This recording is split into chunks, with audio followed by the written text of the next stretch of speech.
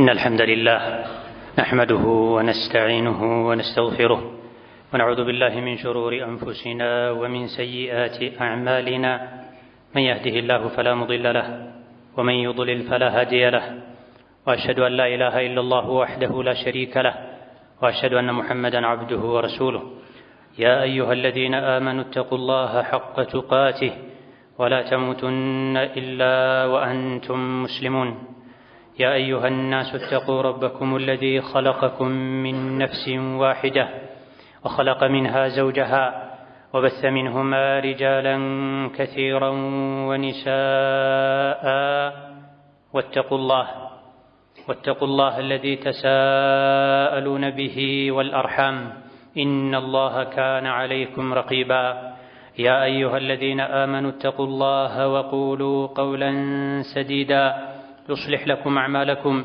ويغفر لكم ذنوبكم ومن يطع الله ورسوله فقد فاز فوزا عظيما أما بعد فإن أصدق الحديث كتاب الله وخير الهدي هدي محمد صلى الله عليه وعلى آله وأصحابه وسلم تسليما كثيرا وشر الأمور محدثاتها فإن كل محدثة بدعة وكل بدعة ضلالة وأوصيكم ونفسي بتقوى الله يا عباد الله فاتقوا الله تعالى حق التقوى يا الله باروچوي الله ያዛችሁን በመታዘዝ የከለከላችሁን በመከልከል ሁሌም በሁሉም ጉዳይ ላይ በሁሉም ቦታ ላይ ጌታ አላህን የሚገባውን ፍራቻ ፍሩት ለአኺራችሁ ስንቅ ያዙ አላህ ተባረከ ወተዓላ እውነተኛ ሙስሊሞች ሆናችሁ እንጂ አትሙቱ ብሎናል ነብዩ አለይሂ ሰላቱ ወሰላም የትም ብትሆን አላህን ፍራ ብለዋል በሁሉም ቦታ ላይ በሁሉም ጊዜ ላይ አላህን ተባረከ ወተዓላ ስንፈራ ነው እውነተኛ ሙስሊሞች ልንሆን የምንችለው አላህ ተባረከ ወተዓላ የተለያዩ ወደሱ የምንቃረብባቸው አጋጣሚዎችን ፈጥሮልናል ጊዜያትን ቦታዎችን አንዱ ከአንዱ አበላልጧል ይሄም የበለጠ ለኸይር ሥራ እንድንነሳሳ እንድንሽቀዳደም እንጂ አንድም ቀን ይሁን አንዲትን ሰዓት ከየትኛውም የዓመቱ ቀናትና ጊዜያት ውስጥ እረፍት አድርጉ ኸይር ሥራን ተው ሙሉ በእንቅልፍና በእረፍት አሳልፉ አልተባልንም ይልቅ ወደ ኸይር ነገር ተሽቀዳደሙ ነው የተባልነው የሰው ልጅ ሞቶ ከዱንያ እስኪወጣ መዝገቡ እስኪዘጋ ድረስ ከሥራ መቋረጥ የለበትም የሰው ልጅ ሥራ የሚቆመው ሲሞት ነው እስካልሞተ ድረስ እስትንፋሱ እስካለች ድረስ የሰው ልጅ ኸይር ሥራ ማቆም የለበትም መሽቀዳደም አለበት መበርታት አለበት ዱንያ ላይ ሥራ አናቆምም የትኛውም ባለሀብት ቱጃር ከሱ በላይ ካሉት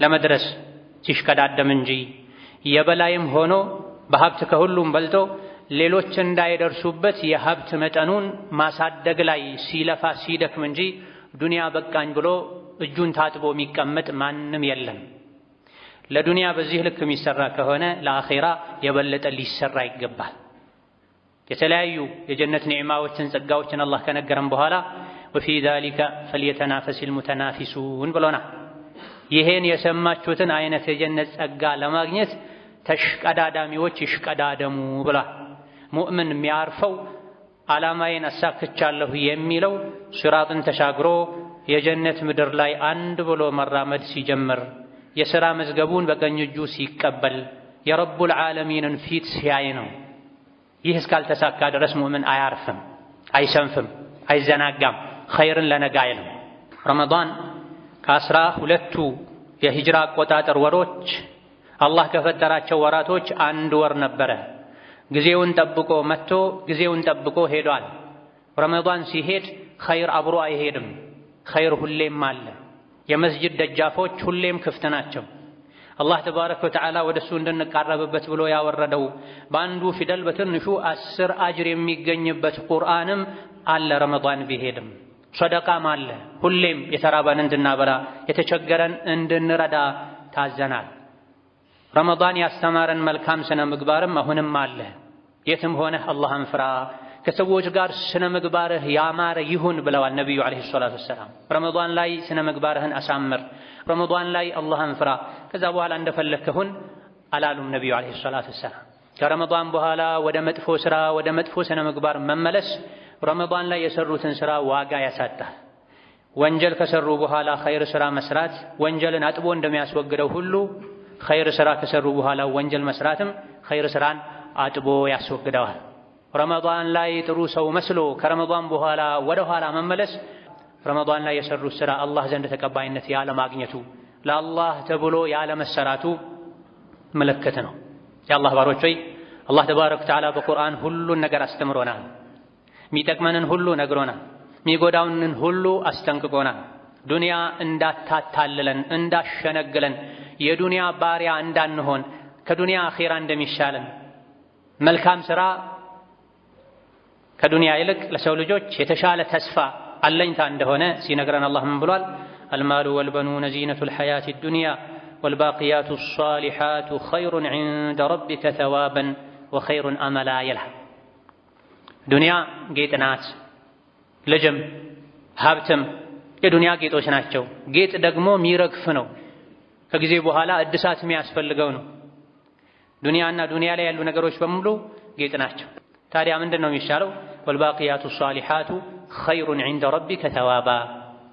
ቋሚ ቀሪ የሆኑ መልካም ስራዎች ጌታ አላህ ዘንድ ምንዳቸው ይበልጣል። ለሰው ልጅ ይሻላሉ ከዱንያ ቋሚ ቀሪ የሆኑ መልካም ስራዎች።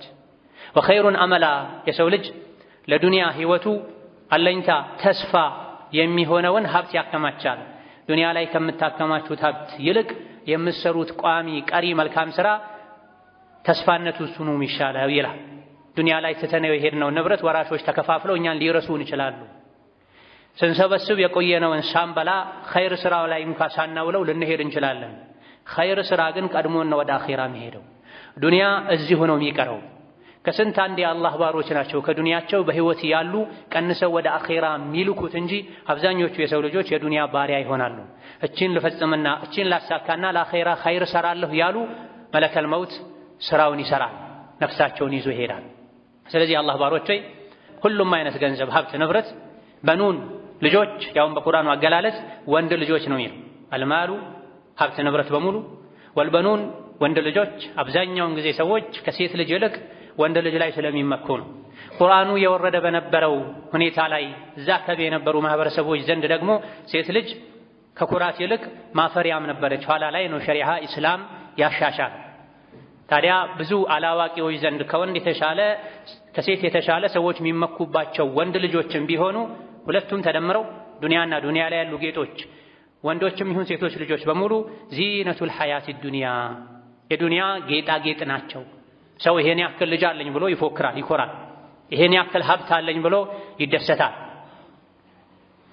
እነዚህ በሙሉ ጌጥ ናቸው፣ ጊዜያዊ መዋቢያ ናቸው። ወይም ነገ መዋቢያው ይረግፋል፣ ልጆች ሊሞቱ ይችላሉ፣ ዱንያ ልትክድህ ትችላለች፣ ወይም አንተ ትተሃቸው ልትሄድ ትችላለህ። መሰረቱን ትተህ ጌጡ ላይ መጠመድ የለብህም። ከዚህ የሚሻለው ምንድነው? ወልባቂያቱ ሷሊሓቱ ኸይሩን ዒንደ ረቢካ ቋሚ መልካም ስራዎች ላንተ አላህ ዘንድ የተሻሉ ናቸው። ከምን? ከልጅም ከሀብትም ከስልጣን ከዱንያዊ ብልጭልጭ ቁሳቁስ ሁሉ ለሰው ልጅ የሚሻለው መልካም ስራ ነው። ልጆች ያሉም ሊክዱ ይችላል፣ ወላጃቸውን ሊረሱ ይችላሉ፣ ዞር ብለው ላያዩት ይችላሉ። ገንዘብም ሊሄድ ሊመጣ ይችላል፣ ስልጣንም ሊገኝ ሊነጠቅ ሊሻር ይችላል። ዘመንም አይሽረው ከዱንያ አልፎ ተሻግሮ አኺራ ላይም በእርግጠኝነት የሚጠቅመው በአግባቡ ከተሰራ አልባቂያቱ አሷሊሓት ባቂያት ቀሪ ቋሚ የሆኑ አላህ ዘንድ ተመዝግበው የሚቀመጡ ያውም ያደጉ የሚሄዱ መልካም ስራዎች ለሰው ልጅ የሚሻሉት እነሱ ናቸው ይላል። ምን አለኝ ነገ ብወድቅ ማን ያነሳኛል? ማን ይደግፈኛል? ማን ይጦረኛል? ለነገ ዋስትናዬ ምንድን ነው ብለው ሰዎች ይጨነቃሉ። ማይቻል ኢንሹራንስ ውስጥ ይገባሉ። ማይፈነቅሉት ድንጋይ የለም። የዱንያ ህይወታቸው ቆይታቸው አስተማማኝ እንዲሆን ዱንያ እንደምንም ብለን ልናሳልፋት እንችላለን። አላህ ተባረከ ወተዓላ የፈጠራት ነፍስ ሪዝቋን ሳትጨርስ አትሞትም ብለው ነቢዩ ዓለይሂ ሰላቱ ወሰላም ነግረውናል። ለሳቸው ጅብሪል ነግሯቸዋል። ታዲያ ለዱንያ ተብሎ አይደለም ወንጀል ሊሰራ የተፈቀደው ላይ እንኳን ወሰን ማለፍ አይገባም፣ አኺራን ያስረሳልና። ዱንያን በልክ ያዟት ብሎ አላህ ወደ ምን የገፋፋን ነው? ባቂያቱ ሷሊሓት ላይ እንድናተኩር። ባቂያት ልጆች ሲሞቱ ዱንያ ስትከስር የሚቀሩ መልካም ስራዎች ማለት። ሷሊሓት መልካም ስራዎች ደግ የሆኑ አላህ ዘንድ እውቅና ያላቸው ተቀባይነት ያላቸው በሱና መሰረት የሚሰሩ በኢኽላስ የሚሰሩ ኸይሩን ተዋባ ወኸይሩን አመላ የሰው ልጅ የተሻለ ተስፋ አስተማማኝ የመኖር ዋስትና እነሱ ናቸው ይላል። በዱንያም በአኺራ ኸይርን ስራ አብዝቶ የሚሰራ ሰው በህይወቱ ደስተኛ ይሆናል። የፈለገውን ምግብ ከሚበላ፣ የፈለገውን አይነት ልብስ ከሚለብስ፣ የፈለገው አይነት መጓጓዣ ላይ ከሚጓጓዝ ሰው የበለጠ ዱንያ ላይ ደስተኛ የሚሆነው ወንጀልን የሚተው በታዘዘው መሰረት ኸይር ስራ የሚሰራ ሰው። አላህ ያዘዘውን ማይሰራ የከለከለውን ማይከለከል ዱንያ ሙሉ በሙሉ አበባ በአበባ ብትሆንለት የፈለገውን ቢበላ የፈለገውን ቢጠጣ የውስጥ ደስታን ሊያገኝ አይችልም። ለዱንያም ለአኺራም መልካም ስራ ለሰው ልጆች የተሻለ ነው ከምን ይልቅ ከጠፊዋ ዱንያ ይልቅ ይላል።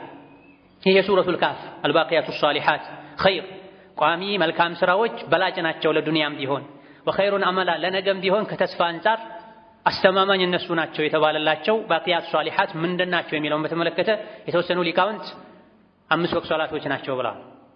ይሄ ከሱሐቦችም ከሌሎችም ከታቢዒዮችም ተነግሯል። ሌሎች ደግሞ ብዙዎቹ ከዓሊ ብን አቢ ጣሊብና ከሌሎችም እንደተነገረው ሱብሓነላህ ወልሐምዱሊላህ ወላ ኢላሃ ኢለላህ ወላሁ አክበር ወላ ሐውለ ወላ ቁወተ ኢላ ቢላህ የሚሉ 5 ቃላት ናቸው ብለዋል። የሆነ ሆኖ አልባቂያቱ ሷሊሓት ማንኛውም ወደ አላህ የሚያስጠጋ የአላህን ውዴታ የሚያስገኝ መልካም ስራ ማለት ነው። ከተግባር ሶላት፣ ጾም፣ ሰደቃ ይካተታል። ከቃላት ዚክርና ሌሎችም የዚክር አይነቶች እዚህ ውስጥ ይካተታል። ቁርአን መቅራት እዚህ ውስጥ ይካተታል።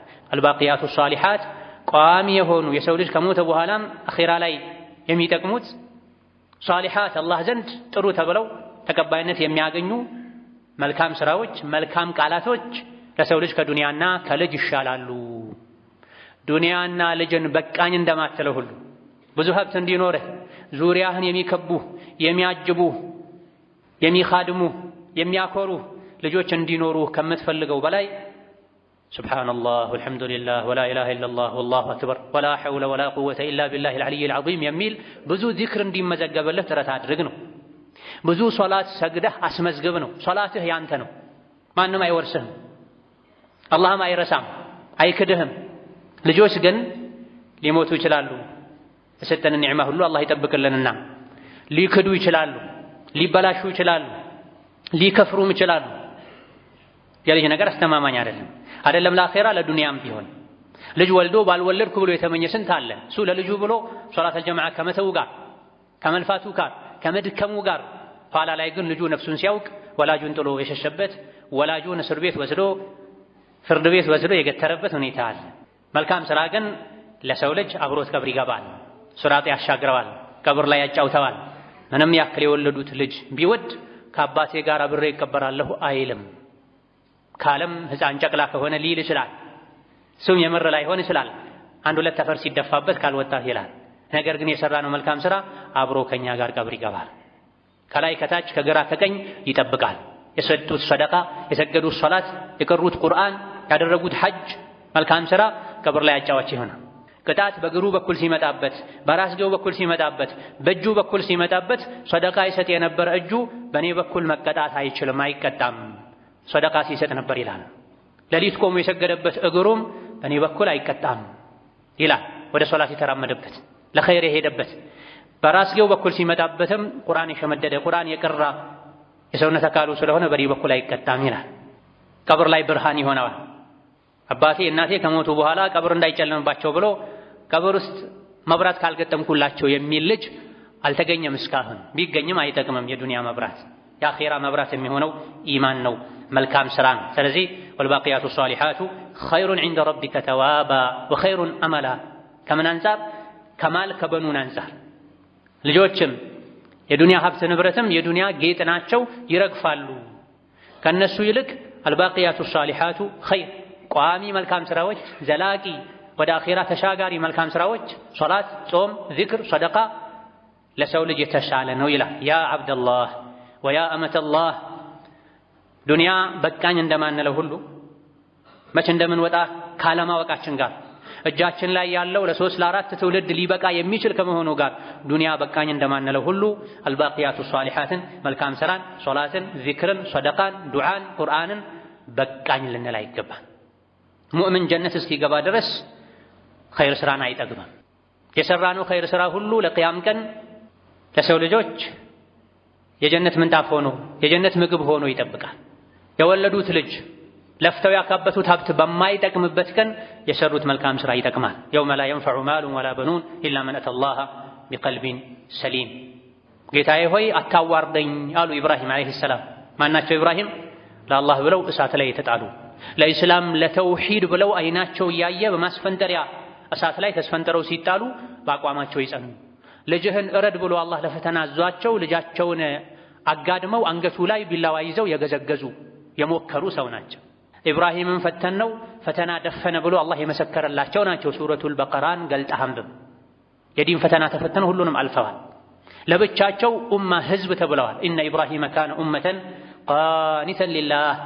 ኢብራሂም ህዝብ ነበረ፣ ለአላህ ታዛዥ ነበረ፣ ታማኝ ነበረ፣ ቻይ ነበረ፣ የአኼራ ጉዳይ የሚያሳስበው የሚያስጨንቀው ሰው ነበረ ተብሎ የተመሰከረላቸው ኢብራሂም ዓለይሂ ሰላም የአኼራ ጉዳይ ያሳስቧቸው ወላ ቱኽዚኒ የውመ ዩብዐቱን የውመ ላ የንፈዑ ማሉን ወላ በኑን ኢላ መን አተላህ ቢቀልቢን ሰሊም ብለው ጌታቸውን ለምነውታል። ጌታዬ ሆይ አታዋርደኝ፣ አታሳፍረኝ፣ አታሳንሰኝ። መቼ? ገንዘብም ይሁን ልጅ በማይጠቅምበት ቀን ንጹህ ልብ ከንጹህ ልብ የመነጨ መልካም ስራን ይዞ የቀረበ ሰው እንጂ ማንም በማይድንበት ቀን አታዋርደኝ፣ አታሳፍረኝ ብሏል። በዛ ቀን ከመዋረድ ከማፈር ከመክሰር የሚያድነው መልካም ስራ ማብዛት ነው። ኸይር ስራ ላይ መጽናት ነው። የአላህን ተባረከ ወተዓላ የዒባዳ ደጅ መጽናት ነው። ያዘለቀቅ አለማድረግ ነው። ሁሌም የአላህ ባሪያ መሆን ነው። ወረተኛ አለመሆን ነው። ግር ብለው መስጂድ የሚገቡ ረመዳን ሲወጣ ግር ብለው የሚሸሹ ጁሙዓ ላይ መስጂድ የሚሙሉ ሳምንቱ ሙሉ ቤታቸው እንኳ በአግባቡ ማይሰግዱ መሆን የነበረበት መስጂድ መጥተው መስገድ የሚጠበቅባቸው ከመሆኑ ጋር የአላህ እንግዳ መሆን ሲገባቸው የረመዳን እንግዳ የሚሆኑ አላህን ማክበር መፍራት ሲገባቸው አንድን ወር ብቻ አክብረው ሌሎች ወሮችን የሚተው በየቀኑ ለአላህ ተባረከ ወተዓላ ሐቅ አለው እኛ ላይ የማታ ሐቅ አለ፣ የቀን ሐቅ አለ። ሳይመሽ የቀኑን ሐቅ ልንጨርስ፣ ሳይነጋ የሌሊቱን ሐቅ ልንጨርስ ይገባናል። ቤተኛዋ ቅጽበት ቤተኛዋ ሰዓት አጀላችን ተጠናቆ መለከል መውት መጥቶ ነፍስያችንን መዞ እንደሚያወጣ አናውቅም። አላህ በሚወደው ሁኔታ ላይ ልንሆን ለአኺራ ዝግጅት ልናደርግ ይገባናል። ኸይር ስራ ማብዛት ተሳስቶ የሰሩትን ወንጀል ይሰርዛል። አላህ ዘንድ ተባረከ ወተዓላ ያለን ደረጃ ያሳድጋል፣ ከፍ ያደርጋል። ትናንት ኸይር ስራ ላይ ስንሽቀዳደም፣ ስናበላ፣ ስናጠጣ፣ ስንቀራ፣ ስንሰግድ የነበረን ሰዎች እረፍት ጀነት ላይ ነው። ዱንያ ላይ እረፍት የለም። ታላቁ ኢማም አልኢማም አሕመድ ረሒመሁላህ ተዓላ እረፍት መች ነው ተብለው ሲጠየቁ ከሱራት በኋላ የጀነት ምድር ላይ አንድ ብሎ መራመድ ሲጀመር ነው እረፍት ያለው ብሏል። እስከዛ እረፍት የለም። ነዓም ረመዳን ላይ እንደነበርነው ሙሉ ሳንቀንስ ሳናጎድል መቀጠል አለብን ላይባል ይችላል። ይሄ ዋጅብ ላይሆን ይችላል። በላጩ ግን ያን ለማስቀጠል መሞከር ነው። ነገር ግን ክልክሉ፣ ነውሩ፣ ውርደቱ ረመዳን ላይ አላህን ታዞ ረመዳን ሲወጣ መስጂድን መሰናበት፣ ኸይር ስራን መሰናበት፣ 100% ተቀይሮ ረመዳን ላይ የነበረውን የኸይር ፍላጎት፣ ጉጉት፣ ፍጥነት ሸር ላይ ማዋል፣ ወንጀለኛ መሆን፣ ከአላህ ተጣልቶ ከሸይጣን መታረቅ፣ ይሄ ትልቅ ውርደት ነው። የቻለ ሰው ረመዳን ላይ ያስጀመረውን ኸይር ስራ ሁሉ ያስቀጥል። ቁርአኑ አለ፣ ሰደቃው አለ፣ ሶላቱ አለ፣ መስጂዱ ክፍት ነው፣ የኸይር በር ክፍት ነው። የሰው ልጅ ስራው የሚያቆመው ሞቶ መዝገቡ ሲዘጋ ነው። እስከዛ በየቀኑ ኸይር ስራ ማስመዝገብ መቻል መጣር አለብን። ምን ቢያቅተን ግን ዋጅብ የሆኑ ግዴታ የሆኑ ነገሮችን መተው ማቆም የለብንም። ኸይር ስራ ላይ የበረታ የጸና ሰው መቼም አይጸጸትም፣ ይደሰታል እንጂ። ያዝለቀቅ የሚያደርግ ሰው ግን ሞቱ ሲመጣ መጸጸቱ አይቀርም። መልሱኝ ያጎደልኩትን እንዳስተካክል ይላል። ያ እንዳይሆን ዛሬውኑ ረመዳን ላይ የጀመርነውን ንግድ አጠናክረን ልንቀጥል ይገባናል። በሶላት ልንነግድ፣ ቁርአን በመቅራት ልንነግድ፣ ዚክር፣ ሰደቃ፣ ዱዓ በማብዛት ልንነግድ፣ ስነ ምግባራችንን በማሳመር ልንነግድ፣ ከወንጀል በመጠንቀቅ ንግዳችንን ትርፋችንን ልንጠብቅ ይገባናል። ከንግዶች ሁሉ ያማረ ንግድ ከአላህ ጋር የሚያደርጉት የንግድ ስራ ነው። ከአላህ ጋር የሚነገድ ንግድ አለ። ኸይር ስራ የሚሰራ ሰው ትርፉ ዋናው አላህ ዘንድ ነው ተመዝግቦ የሚቀመጥለት። ዱንያ ላይ ያስቀመጥነውን ሌባ ሊወስዱ ይችላል። የታመነ ሰው ሊክድ ይችላል። የታመኑ ልጆች ሊክዱ ይችላሉ። አላህ ዘንድ ያለ ግን አይጎድልም፣ የጨመረ ይሄዳል እንጂ። ጌታ አላህ ይሄን በቁርአን ነግሮናል። ወማ ቱቀድሙ ሊአንፉሲኩም ሚን ኸይሪን ተጅዱሁ ዒንደላህ ሁወ ኸይረን ወአዕዘመ አጅራ ወስተግፊሩላህ ኢነላህ ገፉሩር ረሒም ይላል አላህ ተባረከ ወተዓላ። ሶላት ስገዱ፣ ቁርአን ቅሩ ወዘተ ካለም በኋላ አላህ ሰደቃ ስጡ ካለም በኋላ ወደ አላህ አስቀድማችሁ ምትልኩት ማንኛውም መልካም ስራ ምሰሩ ስራ በሙሉ ተጅዱሁ ዒንደላህ ነገ በከባዱ ቀን አላህ ፊት ስትቆሙ ታገኙታላችሁ። ዱንያ ስትሰሩት ከነበረው የተሻለ የበለጠ ያላቀ ሆኖ አንዱ ኸይር ስራ በ10 ተባዝቶ እስከ 700 ሁሉ እጥፍ ድርብ ተደርጎ ታገኙታላችሁ። አጅሩም የበለጠ ሆኖ ታገኙታላችሁ ብሎ አላህ ተባረከ ወተዓላ ገፋፍቶናል።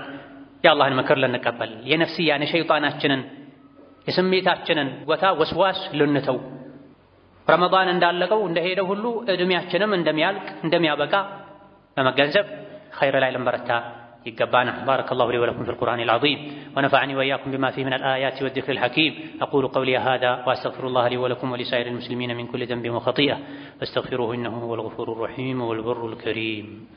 الحمد لله على إحسانه والشكر له على توفيقه وامتنانه وأشهد أن لا إله إلا الله وحده لا شريك له تعظيما لشأنه وأشهد أن محمدا عبده ورسوله الداعي إلى رضوانه صلى الله عليه وعلى آله وأصحابه وإخوانه وسلم تسليما كثيرا.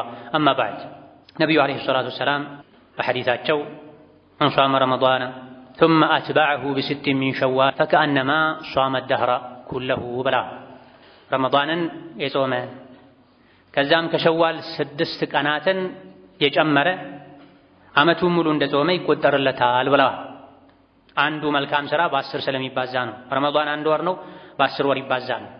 ሸዋል ወር ውስጥ 6 ቀናት ሲጨመሩ 60 ይሆናል፣ 12 ወር ሆነ ማለት ነው። ረመዳንን በትክክል ጾሞ ከሸዋል 6 ቀን የጨመረ ሰው አመት ሙሉ እንደጾም ይቆጠርለታል። በየአመቱ ረመዳንን ጾሞ ከሸዋል 6 ቀን የሚጨምር ሰው እድሜ ልኩን እንደጾም ይቆጠርለታል ማለት ነው። ይሄ ትልቅ ገኒማ ነው። ኸይርን ስራ አንዴ ከጀመሩት ጥፍትናውን ከቀመሱት በኋላ ወደ ኋላ ማለት የሙእምን ባህሪ አይደለም። ረመዳን ላይ የሰራነው ስራ አላህ ዘንድ ተቀባይነት ካገኘ ለአላህ ብለን ከነበር የሰራነው ከረመዳን በኋላም በየአይነቱ አለ ይቀጥላል። ረመዳን ላይ ጾም እንደነበረ ሁሉ ከረመዳን በኋላም አመቱ ሙሉ ሱና ጾማል። ረመዳን ላይ ተራዊህ ተሐጁድ እንደነበረ ሁሉ ከረመዳን በኋላም በየቤቱ ሁሉም ተራዊህን ተሐጁድን መቀጠል ይችላል። ቁርአኑም እንዳለ ነው፣ ሰደቃውም እንዳለ ነው፣ መልካምነቱም እንዳለ ነው። ኸይር የተባለ ሁሉ ከረመዳን በኋላም አለ። ረመዳን ላይ ለይሉን ተራዊሑን መስጂድ ሄዶ ተጠራርቶ ተሰባስቦ መስገዱ ሱና ይሆናል። ከረመዳን ውጪ ሁሉም ለየብቻው ይስገድ። አንዳንዴ ድንገት በተገናኙበት አብረው ቢሰገድ ሱናውን ቢሆን ችግር የለም። አልኢማም ኢብኑ ረጀብ አልሐንበሊ ረሒመሁላህ ተዓላ ከጾም በኋላ ዋጅቡን ጾም ከጨረሱ በኋላ ወደ ሱና ጾም መመለስ ረመዳን ተቀባይነት የረመዳን ጾም ተቀባይነት የማግኘቱ ምልክት ነው ብላ አላህ ተባረከ ወተዓላ ከአንድ ባሪያው የሰራውን መልካም ስራ ከተቀበለው ያን ስራ ከሰራ በኋላ ሌላ ተመሳሳይ መልካም ስራ ለመስራት ይወፍቀዋል፣ ያበቃዋል፣ ያድለዋል። ከሰሐቦች እንደተነገረው አልሐሰነቱ ተቁሉ ኡኽቲ ኡኽቲ ወሰይአቱ ተቁሉ ኡኽቲ ኡኽቲ ተብሏል። መልካም ስራ እህቴንም ላካት ትላለች ተብሏል። መጥፎ ስራም እንደዚሁ እህቴን አስከትልልኝ ትላለች ተብሏል። ኸይርን ስራ የሰራ ሰው ያ ኸይር ስራ በታዘዘው መሰረት መስፈርት ከተሰራ አላህ ዘንድ ተቀባይነት ካገኘ ኸይሩ ስራ ሌላ ኸይር ስራ ይወልዳል፣ ያስከትላል። ጥፍትና አለው መልካም ስራ። የሚጣፍጥ ምግብ የበላ ሰው፣ ለሆዱ የሚጨነቅ ሰው አንዴ የቀመሰውን ምግብ ሁሌ መደጋገም ይፈልጋል። ሩቅ እንኳ ቢሆን መኪና አስነስቶ ይሄዳል። መልካም ስራን ዒባዳን ጣዕሙን የቀመሰ ሰውም እንደዚሁ ልድገመው ይላል። የጾምን ጣዕም የቀመሰ አከታትሎ ይጾማል። የሶላትን ጣዕም የቀመሰ አንዴ ልጨምር ይላል። 2 ረካ ሰግዶ አያበቃም። ስጁዱ ሩኩዑ ከጣፈጠው አንድ ልድገም ይላል። አንድ ጁዝ የቀራ ሰው 2ኛ ጁዝ ላድርግ ይላል። አንድ ሱራ የጨረሰ ሰው እችን ልጨምርና ይላል። መልካም ስራ እንደዚህ ነው። ተመሳሳዩን ያስከትላል። ኸይርን ይወልዳል። ሸር ወንጀል ደግሞ ወንጀልን ይወልዳል። ፈጥኖ የተወበተ ሰው አላህ ተባረከ ወተዓላ የጠበቀው ሰው ካልሆነ በስተቀር ጾሙ ላይ እንደሚባለው ሁሉ የረመዳን ጾሙን አላህ የተቀበለው ሰው አስከትሎ ሸዋልን ከጾመ ስራው አላህ ዘንድ ተቀባይነት የማግኘቱ ምልክት ነው እንደተባለ ሁሉ ረመዳን ላይ የተሰገደው ሶላት ሱናው ፈርዱ ተቀባይነት ካገኘ አንድ ምልክቱ ከረመዳን በኋላም ሶላት ላይ መቀጠል ነው። ረመዳን ላይ ፈርዱን ሱናውን ሰግደው ረመዳን ሲወጣ ሶላት የሚያቆሙ ሰዎች አሉ፣ የከሰሩ ናቸው። ረመዳን ላይ ሰደቃ ሰጥተው መልካም ሰው ሆነው ኢዕቲካፍ ሁሉ አድርገው ቁርአን ደጋግመው አክትመው ረመዳን ሲወጣ እንደዚህ አይነት መልካም ስራዎችን ሁሉ የሚያቆሙ ሰዎች አሉ። መልካም ስራው ተቀባይነት ያለ ማግኘቱ ምልክት ነው። ሐጅ አድርጎ መጥተው ከሐጅ በኋላ ጥሩ ሰው ከሆነ ሐጁ ተቀባይነት የማግኘቱ ምልክት ነው ተብሏል። ረመዳን ላይ ጥሩ ሰው ሆኖ ከረመዳን በኋላ ይህ መልካም ስራው ከቀጠለ ረመዳን ላይ የሰራው ስራ ተቀባይነት የማግኘቱ ምልክት ነው። ረመዳን እንደወጣ ኸይረን እርግፍ አድርጎ ከተወ አልያ ደግሞ መውረድ ካለበት በታች ከወረደ መቀነስ ማይገባውን ያክል ከቀነሰ ያለፈ ስራውን ሊፈትሽ ይገባዋል። ለፉክክር ነበረ፣ ለታይታ ነበረ፣ ለይሉኝታ ነበረ ስራው የተሰራው ማለት የአላህን በር አንኳክቶ አላህ ከፍቶ አስገብቶት የኢማንን የመልካም ስራን ጣዕም ቀምሶ ረመዳን ሲወጣ የሚያቆም ሰው የለም። እስከዛሬ የት ነበርኩ ብሎ ባለፈው ይቆጫል። ያለፈውን ለመካስ አብዝቶ መልካም ስራ ይሰራል እንጂ ከምር ዒባዳን ያጣጣመ ሰው ከረመዳን በኋላ ወደ ኋላ አይመለስም። የሰው መጥፎ ረመዳን ላይ እንጂ አላህን ማያውቅ ሰው ነው ተብሏል። ረመዳን መግባታችን ኸይር ነው፣ በዛው ከቀጠለን ነው። ረመዳን ሲመጣ ምን ገባ ረመዳን ሲወጣ ምን ወጣ ከሆነ ኢማናችንን ልንፈትሽ ይገባናል። ከረመዳን በኋላ ኸይርን ስራ ለማስቀጠል ከሚሰሩ ዒባዳዎች አንዱ የሸዋል 6 ቀን ጾም ነው። الإمام أحمد رحمه الله تعالى اندالوت إنما قال النبي صلى الله عليه وسلم 6 أيام من شوال فإذا صام 6 أيام من شوال لا يبالي فرق أو تابع بلا وأنه كشوال ورست كثلاثة ويم كهايا زتن قنات وست 6 ቀን መጾሙ ነው እንጂ ከመጀመሪያም ብጾም ከመሃልም ብጾም ከመጨረሻም ብጾም አከታትለህም ብጾም እያረፍክ ያፈራረክም ብጾም ችግር የለውም። ስለዚህ ከዒድ ማግስት ጀምሮ ቢጾምም ከዒድ በኋላ የተወሰነ ታርፎ ቢጾምም ዋናው የጀመሩትን ዒባዳ መቀጠል ነፍስ እንዳይረሳ ከሸዋል 6 ቀን መጾም አስፈላጊ። 6 ቀን ብቻ ያበቃል ማለት አይደለም። ከሸዋል ወር ውስጥ አያመል ቢድ አለ 13 14 15 እንደዚሁ ደግሞ የሰኞና ሐሙስ ጾም አለ። ብዙ አይነት ጾሞች አሉ። ቢያንስ ግን ከሸዋል 6 ቀን ጾሙ ተብለናል። እነዚህ 6 ቀኖችን ከዒድ ማግስት ጀምሮ መጾም ይቻላል። የተወሰነ አርፎ መጾም ይቻላል። በተለይ ዚያራ የሚበዛበት ሰው፣ ቤተሰብ የሚበዛበት ሰው፣ ቤተሰቦቹ ፈልገውት ለዚያራ የሚመጡ እሱ ቤተሰቦቹን ለማዳረስ ከዒድ ጋር አያይዞ ዚያራ የሚያበዛ ሰው ከዒድ ቀጥሎ ያሉ 1-2-3 ቀኖችን ባይጾም ይመረጣል ተብሏል። ምክንያቱም የተወሰኑ የፊቅህ ሊቃውንት ከቀደምቶችም የኢማም አሕመድ ረሒመሁላህ ተዓላ ሼኽ የነበሩት አብዱረዛቅ አሰንዓኒ የእሳቸው ሼኽ የነበሩት ማዕመር ረሕመቱላሂ ዐለይሂም ጀሚዐን ከዒድ ማግስት ጀምሮ ስለ መጾም ሲጠየቁ መሆን የለበትም እነዚህ የዒድ ቀን ናቸው፣ የደስታ ቀን ናቸው፣ የሚበላባቸው የሚጠጣባቸው ቀናቶች ናቸው። መጾም ያለበት ከዛ በኋላ ነው 13 14 15ን ወይም ከነዚህ ከ13 ከ14 ከ15 ቀደም ብሎ 3 ቀን ከዛ ደግሞ እነዚህን 13 14 15ን ጨምሮ አሊያ ደግሞ ከዛ በኋላ ሊሆን ይገባዋል እንጂ ከዒድ ማግስት ያለው ቀን መጾም የለበትም የሚል አቋም ያላቸው አሉ። ይሄም በዒድ ቀን መዘያየር መገናኘት ተወዳጅ ከመሆኑ አንፃር ነው። አንዳንድ የፊቅህ ሊቃውንት ከአያሙ ተሽሪቅ ጋር አመሳስለዋቸዋል። ከዒድ አልአድሓ በኋላ ያሉ 2-3 ቀናት የሚበላባቸው የሚጠጣባቸው ቀናት ናቸው እንደተባለ ሁሉ ከዒድ አልፍጥር በኋላ ያሉ 2-3 ቀናትም የሚበላባቸው የሚጠጣባቸው ቀኖች ናቸው የተባለበት ሁኔታ። ለዒድ የተሰራ ምግብን መጠቀም፣ ቤተሰብን መዘየር፣ ለዚያራ የመጣን ሰው መመገብ፣ ለዚያራ ሲሄዱ ጾመኛ ነኝ ብሎ ቤተሰብን ከማስከፋት ሁለት አይነት ሁኔታ እንዲኖር ከማድረግ ይልቅ መብላቱ፣ መጠጣቱ፣ መዛየሩ የተሻለ ሊሆን ይችላል እና አልኢማም አብዱረዛቅ አሰንዓኒ ሼኻቸው ማዕመር ቀደምቶች ከሁለተኛው መቶ ውስጥ የነበሩ ኢማሞች የዒድ ማግስት መጾም የለበትም ማለታቸው ከዒድ ማግስት ጀምረው እስከ 7 ጾመው 8ኛው ቀን ላይ ትንሹ ዒድ ብለው የሚያከብሩ ሰዎች ድርጊታቸው ትክክል እንዳልሆነ ያሳያል። ነቢዩ ዓለይሂ ሰላቱ ወሰላም ከሸዋል 6 ቀን መጾም ትሩፋት እንዳለው ነግረውን ሸዋል 6ን ሲጨርሱ ዒድ አክብሩ አላሉንም።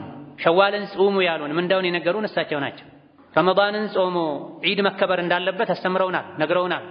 ሸዋል ተጾሞ ሲያበቃ ግን ዒድ አክብሩ ብለው ነቢዩ ዓለይሂ ሰላቱ ወሰላም አልነገሩንም። ሸዋል ወር ሙሉ ነው። የፈለገ ሰው ከመጀመሪያ ቀናቶች ጀምሮ፣ የተወሰነ ሰው ከሳምንት፣ ሌላው ከአጋማሹ ጀምሮ ሊጾም ይችላል። ሁሉም በየፊናው በተመቸው መልኩ ጾሞ 6 ቀን ማስመዝገቡ እንጂ የሚፈለገው የግድ ከዒድ ማግስት ተጀምሮ እስከ 7 ተጾሞ 8ኛው ቀን የዒድ ቀን ሁለተኛው ዒድ የሸዋል ዒድ ተብሎ መከበር የለበትም። ይሄ ቢድዓ ነው። ከነቢ ዓለይሂ ሰላቱ ወሰላም ከሰሓቦች ቀደም ማለት የለብንም። ቢድዓ በሙሉ ጥመት ነው። ጥመት ደግሞ ለጀሃነም እሳት ይዳርጋል።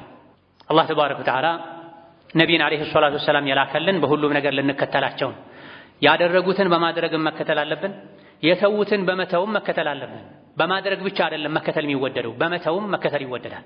ነቢ ዓለይሂ ሰላቱ ወሰላም ሸዋል 6ን ጾሙ ብለው መክረውን ሸዋል 6ን ጾመው ከዛም 8ኛው ቀን ላይ ወይም 10ኛው ቀን ላይ ወይም 15ኛው ቀን ላይ የሸዋል ዒድ ብለው አከበሩ የሚል ነገር ስለሌለ እሳቸው ካላከበሩ መተውም ሱና።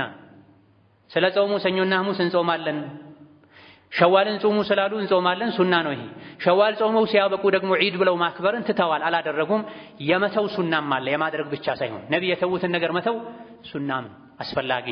ከቢድዓ ከፈጠራ ልንጠነቀቅ يقبانا ثم صلوا وسلموا على البشير النذير والسراج المنير فقد أمركم بذلك ربكم قائلا إن الله وملائكته يصلون على النبي يا أيها الذين آمنوا صلوا عليه وسلموا تسليما اللهم صل وسلم وبارك على عبدك ورسولك نبينا محمد وعلى آله وأصحابه وأتباعه وسلم تسليما كثيرا اللهم أعز الإسلام والمسلمين وأذل الشرك والمشركين ودمر أعداءك أعداء الدين اللهم اجعل هذا البلد آمنا مطمئنا سخاء رخاء وسائر بلاد المسلمين اللهم آمنا في دورنا وأوطاننا ولا تسلط علينا بذنوبنا من لا يخافك فينا ولا يرحمنا اللهم كن للمستضعفين والمظلومين في كل مكان اللهم كن لإخواننا في فلسطين اللهم كن لإخواننا في فلسطين اللهم كن لإخواننا في فلسطين اللهم كن لهم مؤيدا ونصيرا وظهيرا اللهم عليك بأعدائنا وأعدائهم عليك باليهود الغاصبين فإنهم لا يعجزونك اللهم خذهم أخذ عزيز مقتدر اللهم خذهم أخذ عزيز مقتدر يا حي يا قيوم يا حي يا قيوم